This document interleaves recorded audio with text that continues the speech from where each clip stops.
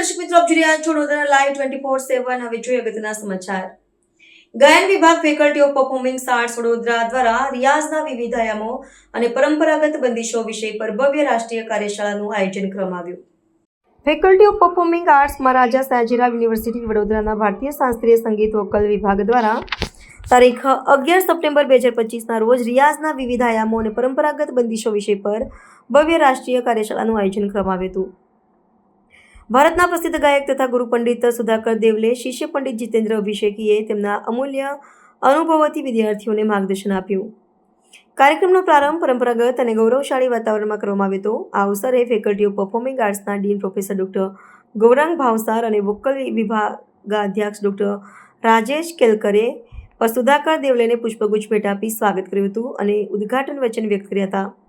તેમણે જણાવ્યું કે આવી કાર્યશાળાઓ વિદ્યાર્થીઓ માટે અત્યંત ઉપયોગી સાબિત થાય છે, કેમ કે એથી માત્ર શાસ્ત્રીય સંગીતની ઊંડાણપૂર્વક તેમજ વિકસે છે નહીં, પરંતુ પરંપરાથી પ્રાપ્ત અમૂલ્ય વારસાને આગળ ધપાવવાનો અવસર પણ મળે છે. આ કાર્યશાળામાં લગભગ 120 જેટલા વિદ્યાર્થીઓએ સક્રિય ભાગ લીધો.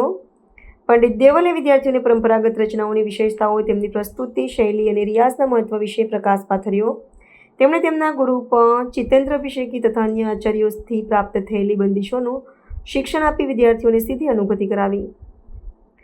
કાર્યશાળાની શરૂઆત રાગ તોડીથી કરવામાં આવી, જેમાં પરંપરાગત બંદિશ ગુંજન મિલગાઈએ શીખવાડવામાં આવી. ત્યારબાદ રાગ રાગેશ્રીમાં અભિષેકીજીની પ્રસિદ્ધ રચના ચતુરની ગોળી સાળે મોરામન બસ્કર લીનોનો અભ્યાસ વિદ્યાર્થીઓને કરવામાં આવ્યો.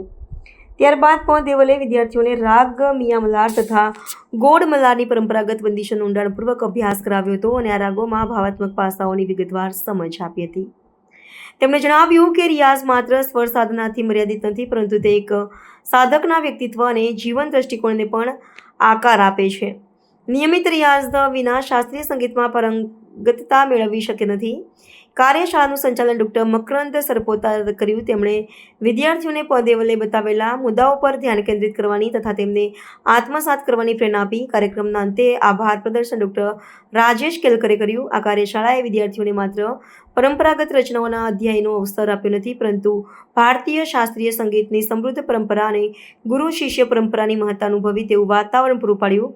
આયોજન વિદ્યાર્થીઓ માટે પ્રેરણાદાયી બની, જેના કારણે તેમની સાધનાને નવી દિશા અને ઊંડાણ પ્રાપ્ત થયું.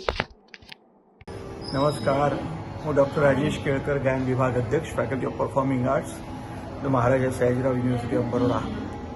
આજે ગાયન વિભાગ તરફથી આગ્રા, ગ્વાલિયર અને જયપુર ઘરાનાના વિખ્યાત ગાયક એવા પદ્મ એવોર્ડી પંડિત જીતેન્દ્ર અભિષેકીજીના પટ્ટ શિષ્ય પંડિત સુધાકર દેવલે, જેઓ કે ઉજ્જૈનના છે, એમનું દ્વિદિવસીય સંગીત શિબિરનું આયોજન કરવામાં આવ્યું છે.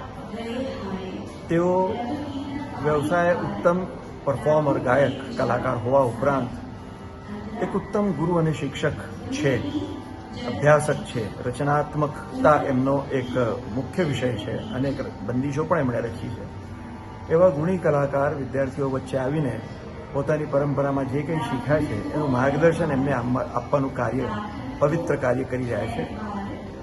સંગીત સાધનાના વિવિધ આયામ, સાધના માટે જે આવશ્યક વસ્તુઓ છે, માનસિક, શારીરિક અને સૌંદર્યાત્મક, એ બધાનો સમન્વય કરીને કઈ રીતે સંગીત સાધના કરી શકાય એવું આયોજન એમની શિબિર દ્વારા અહીંયા થઈ રહ્યું છે. 125 ઉપરાંત વિદ્યાર્થીઓ, સંગીત રસિકો અને શિક્ષકો એનો લાભ પ્રાપ્ત કરી રહ્યા છે.